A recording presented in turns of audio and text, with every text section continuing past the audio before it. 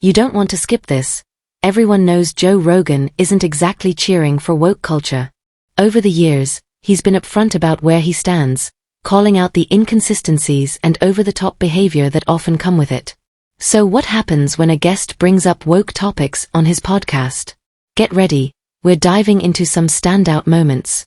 As usual, Joe stays level-headed, bringing solid facts and a no BS approach. But before we jump in, make sure to hit that subscribe button and tap the notification bell for more videos like this. By the way, I'm glad you're better. I'm glad it only lasted a day. You're probably the only one at CNN that's glad. No. The rest of them are all lying about me taking horse medication. We should talk about that. That bothered you. It should bother you, too. They're lying at your network about people taking human drugs versus drugs for veterinary. Calling it a horse dewormer is not a flattering thing. I get that. It's a lie. It's a lie on a news network, and it's a lie that's a willing... That's a lie that they're conscious of. This is not a mistake. Yeah. They're unfavorably framing it as veterinary medicine. This one's downright hilarious. Let's set the record straight. There are two kinds of ivermectin, one formulated for animals and another for humans. The animal version is used to deworm horses and livestock, while the human version is an FDA-approved medication for treating certain parasitic infections. Sounds simple enough, right? Not according to CNN. They twisted the narrative to make it seem like Joe was out there raiding stables for horse drugs. Suddenly, the focus shifted away from whether the medication was effective and turned into something much bigger. Why would a major news outlet deliberately distort the truth and slander someone? But Joe didn't fold. Instead, he kept pressing forward, calmly and persistently, until Sanjay eventually admitted they had misrepresented the facts. The thing that the FDA put out? What did the FDA put out?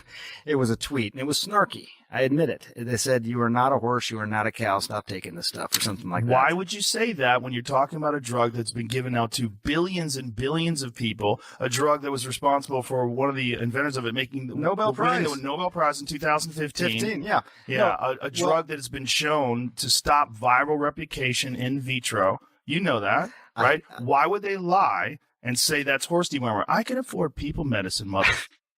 This is ridiculous. It's just a lie. I don't think anyone is thick. But don't you think that a lie like that is dangerous on a news network when you know that they know they're lying? You know that they know that I took medicine. Like, here it is. This is ivermectin. You got it with right you. here. Joe did something almost no one else has the guts to do. He directly held the mainstream media accountable. And it gets even funnier. After that episode aired, CNN ran a segment where they interviewed Sanjay about what it was like having an in-depth conversation with Joe. They showed a few hand-picked clips, added their usual jabs, and, no surprise, took Joe's comments out of context. But guess what they conveniently left out? The one moment that actually mattered, when Joe straight up called out CNN for lying. Sanjay later tried to brush it off, dismissing Joe's points as mental gymnastics. From then on, CNN seemed to treat Rogan like a sworn enemy, regularly publishing pieces with a barely hidden tone of bitterness. Meanwhile, their ratings took a nosedive while Joe's podcast soared, eventually becoming the most listened to show in the US and around the globe.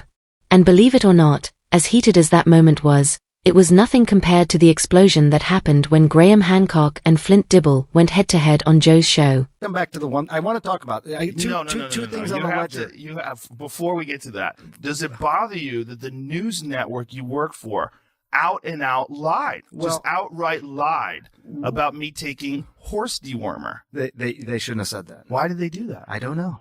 You didn't ask? I didn't think that was you're the medical guy over there. I didn't ask. I should have asked before coming in your podcast. But they did it with such glee. No, yes, Joe. They did. I watched. I watched. You watched. No, I don't think there's yes, glee. They did. I don't. No one takes. Joe Rogan says he has COVID, taking livestock drug despite warnings. Yeah. Jamie had to pull this up. You want to play it? But my point is, you're working for a news organization. If they're lying about a comedian taking horse medication, what are they telling us about Russia?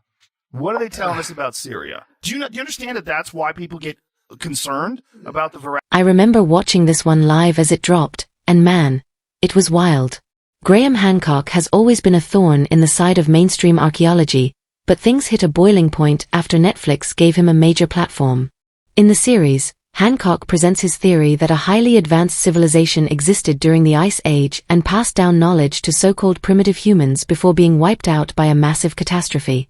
It's the kind of theory you'd expect on late-night Discovery Channel, but Hancock went mainstream.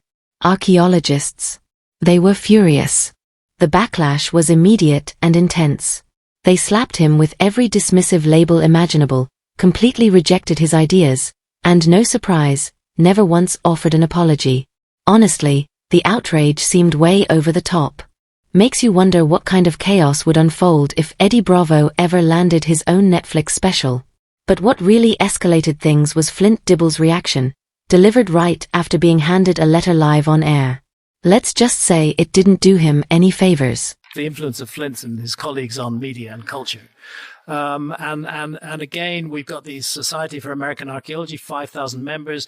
Flint is one. Flint's co-author, John Hoops, actually helped to write this letter for the Society of American Archaeology. They're saying that I embolden extreme voices that misrepresent archaeological knowledge in order to spread false historical narratives that are overtly misogynistic, chauvinistic, racist, and anti-Semitic. I mean, you apply those labels to somebody and you're going to get that person hated by a lot of people. Whole ball. Yeah, I did not write that. No, your co-author, John Hoops, wrote it. We urge Netflix to add disclaimers that the content is unfounded. They want it to be called science fiction. In other words, that's a very clever way of cancelling. Let me be real.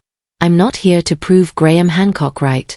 But first, quick props to Flint for rocking that hat, because honestly, without it, I wouldn't have pegged him as an archaeologist.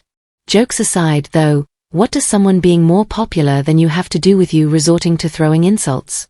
That's not a debate, that's just ego.